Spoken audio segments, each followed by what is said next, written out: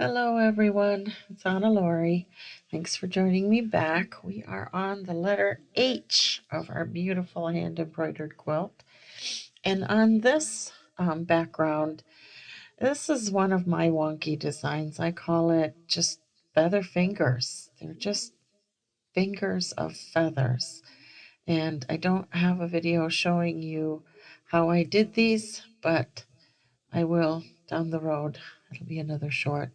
But they do look cool. They are an amazing, simple little background that is quick, it's easy, it's very forgiving. So, especially if you're a beginner and your feathers aren't quite there yet, this is a nice background that'll make you shine because they're wonky and they're meant to be wonky, and that kind of adds to the beauty of it. So, this is my version of, I've seen this, you'll find this type of a design all over YouTube.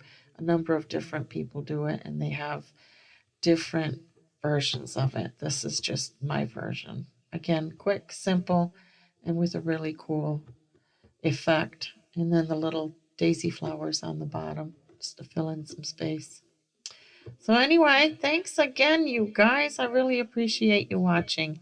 Subscribe, comment. I love your comments, so please comment and tell your friends about me. Thank you very much. Bye-bye.